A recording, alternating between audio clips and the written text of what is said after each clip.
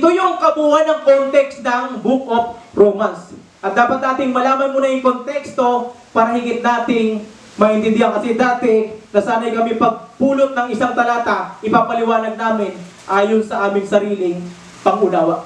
Kaya nawawala kami sa konteksto at nagtuturo kami ng mga eisegesis na tinatawag. Dapat yung sabi ni Pastor Lito ay exegesis. Ngayon, Book of Romans chapter 14, verse 1-23. So ngayon, nalaman na natin ngayon ang problema sa mga Kristiyano doon sa Roma. Nagtatalo-talo sila dahil sa pagkain lang. Isipin nyo, pagkain lang. Meron ba rito nagtatalo sa pagkain? Hindi sila nag-aagawan sa pagkain, ha? Yeah? Pagkain ng gulay at pagkain ng karne. Dito, dalhin nila dito. Di mo kayang dalhin dito, di ako ubos dito. Ang pinagtatalo lang dito, yung nauubusan. Diba? Yung nagtsatsaron pa. Diba? Pero ang pinagtatalunan kasi nila dito, papakita ko lang sa inyo, may mga Kristiyano rito na hindi kumakain ng karne. Meron dito Kristiyano na kumakain naman ng karne. Meron dito Kristiyano na kumakain ng gulay lang, pero hindi karne. Meron dito mga Kristiyano na ang isang araw sa kanya ay special, pero namang Kristiyano dito na ang lahat ng araw ay pare-pareho. O paano mo ngayon papairalin ang pagmamahal kung kayo'y magkakaiba? Sabi mo sa katabi, iba ka. Iba ang amoy mo. Diba?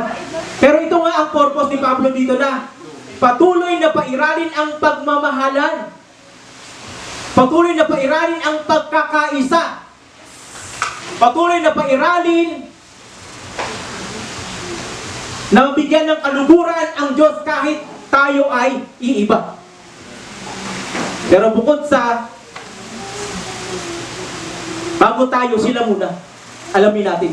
Nagbigay siya rito ng mga turo kung paano natin mapapakita ang ating pagmamahal sa bawat isa kahit tayo ay may iba-ibang paniniwala. Iba meron kayong iba-ibang paniniwala? Sino rito naniniwala sa aswang? Dati. Ha?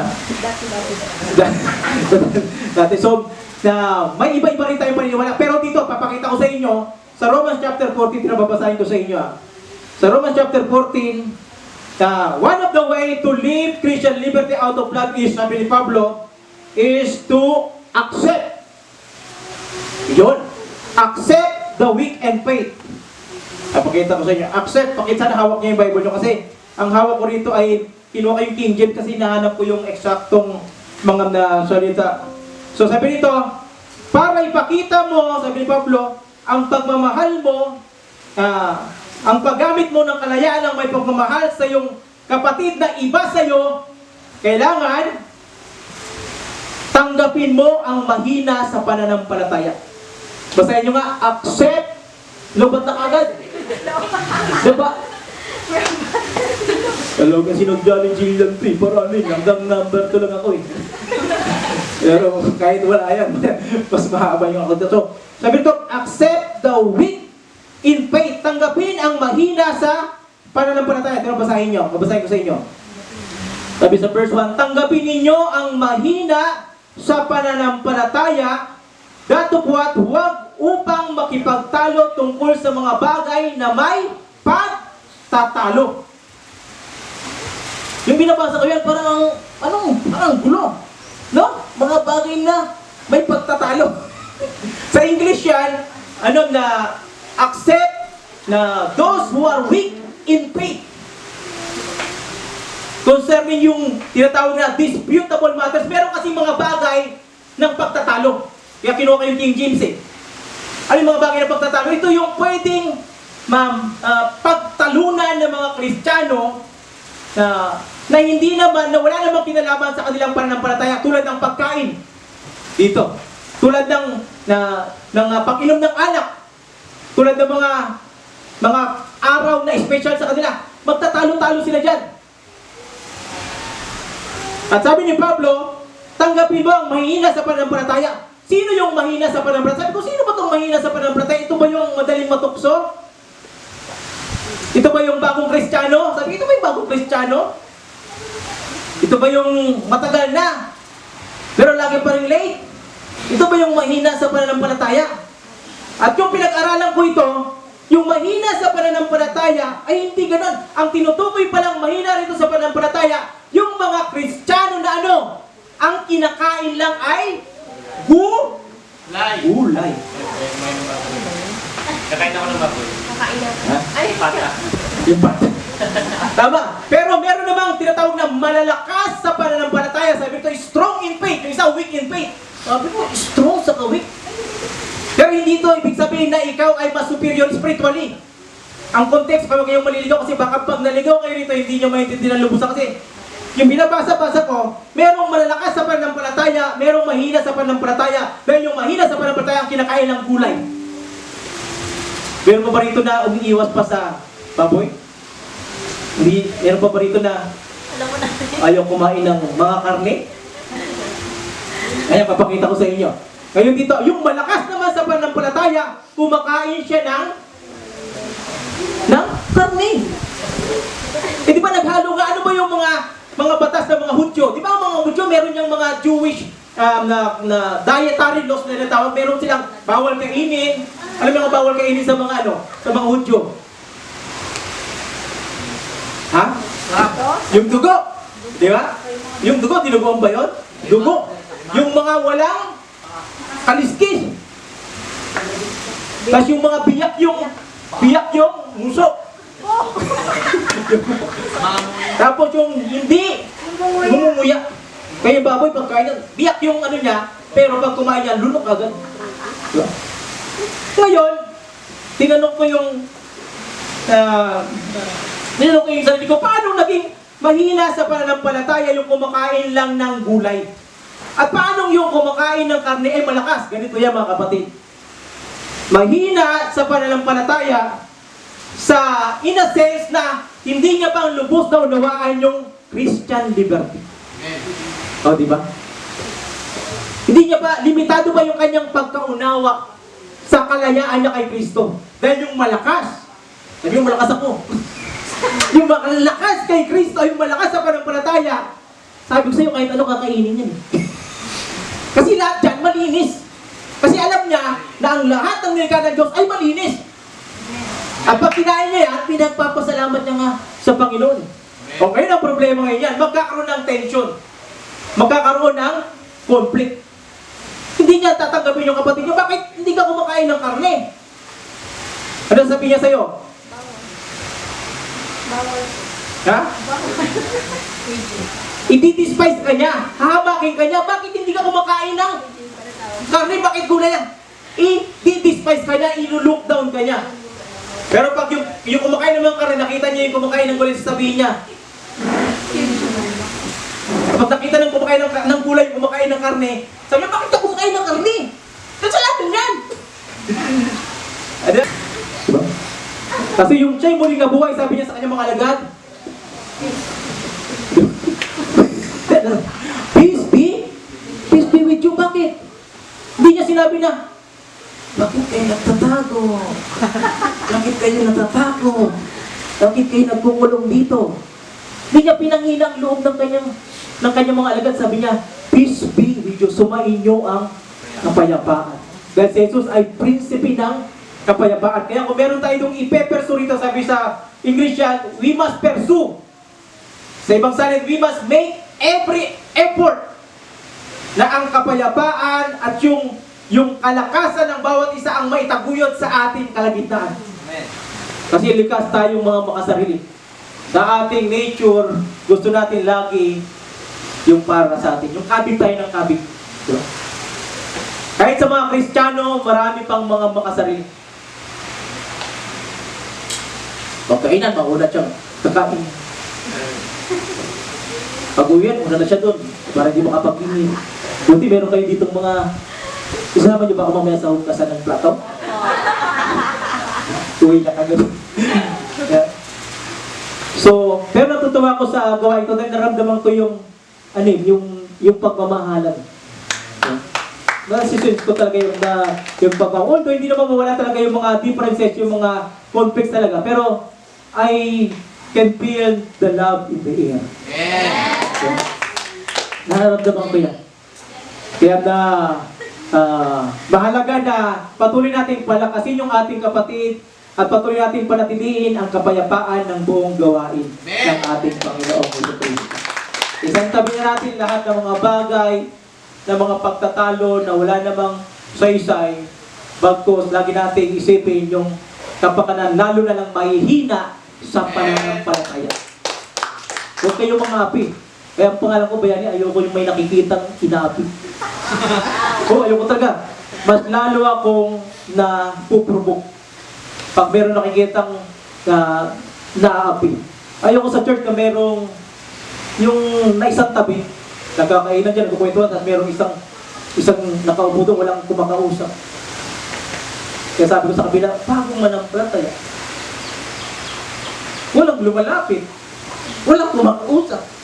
Paano yan maramdaman ang pag-ibig sa gawain ng Panginoon? Hanggang nawala. Nawala. Pero bumabalik. Pero ibig sabihin, kailangan i-welcome natin. Dito naman, ang nakikita kong problema sa mga hindi na welcome sa gawain ng Panginoon kadalasan, sabi maraming mga yung sinasabing may kapansanan pero yung mga PWD. Meron kaming wheelchair, meron kaming may nasa wheelchair, bubuhatin natin yun. Susunduin natin, bubuhatin natin nasa second floor kami. Sabi na, ang tagabuhat, ako, si Brother John, saka si Brother Rogie. Si Josue, siya tagabuhat ng wheelchair. Pag inangat na, angat na si Tongtong. Tapos buwan na si Josue yung yung wheelchair, akyat na ni Josue yung wheelchair doon. Tapos akyat si Tongtong, buwan doon, lapag doon sa wheelchair. Pag-uwi, lapag din ulit doon sa... Yeah. Kadalasan, ang hindi na welcome sa gawain ng Panginoon, saan yan ang masakit? Hindi naman doon sa paano natin itong mga pagkain. Minsan, meeting ko minor na ito Diba? Sa mga differences na ito. Minsan din ang naisasantabi sa gawain ng Panginoon yung mga maliliit. Diba?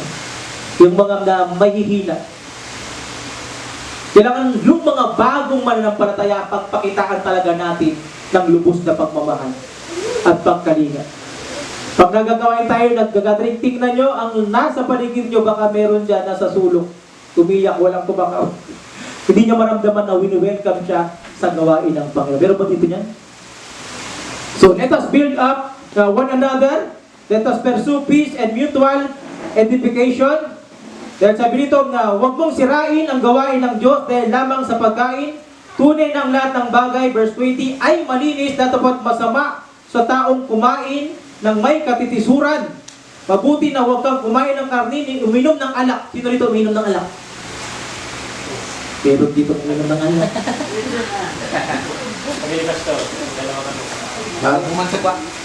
Ito ba? Si Pastor William, pinagkwento yan. Pumunta sa isang probinsya ng probinsya yan. May orong bulog, no? May kumukuha ng tuba doon. Humingi siya. Sabi niya, ang sarap niya, painom naman.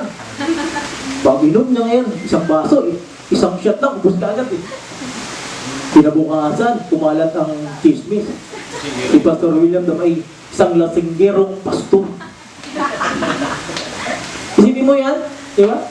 Kumat lang ng lasinggerong pastor na. Kasama nito yung minsan yung pag-inom din ng alak. Tinatanong ko ito, ano ba pastor? Masama bang uminom ng alak? Paano nyo sasagutin? Huwag kang magpakita. Magpakita yung masama magpakita. Kasi tutulungan nila. Kasi tutulungan. Ang turo sa Bible, huwag kang maglalasing. Pero kung sa kalayaan mo at kaunawaan mo, at nakita ka ng iyong kapatid, tisod yun, wala sa pag-ibig. Nagkakasala ka. Diba? Sabi niya sa pastor, ko nag-iiba. Pero wala namang kinalaman sa kaligtasan, di ba? Walang kinalaman sa kaligtasan. Pero, yung nga sabi niya, huwag niyong sirain yun yung gawa ng Diyos. Dahil, ang bayad na sa atin ay gawa ng Diyos. Dugo ni Kristo ang tinubos sa iglesyang ito. Grabing hirap ang kurusa! Ang ginawa ng Panginoon para matubos lang ang bawat isa natin, tapos sisirain mo sa pamagitan ng iyong pagkain. Unfair. Sabi sa katabi, unfair. Unfair. Diba? Kaya kung kakain ng karne tapos makatisod ka, huwag mo nang kainin. Karne lang yan eh. Diba? Ito ba kung masama itago mo, ito mo kainin yung karne gusto mo. Huwag mong ipaglanda ka na meron diyang kapatid ka na. Huwag! Huwag! Wala akong paalam sa'yo, kakainin ko to! Ha? Lagi nating isipin na ito'y mga katisod. Kaya huwag natin surahin yung gawain ng ating Panginoon. Datapwat, ang nag-aalilangan ay hinatulang kung siya'y kumakain, sapagkat hindi siya kumakain mula sa panampalataya at ang anumang hindi mula sa panampalataya ay kasalanan. Amen?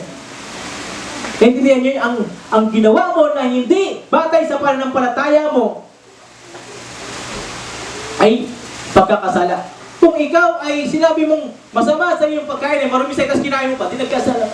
Kung sa tingin mo na masama, marumi sa'yo na uminom ng alak, ininom mo pa, di nagkakasala ka.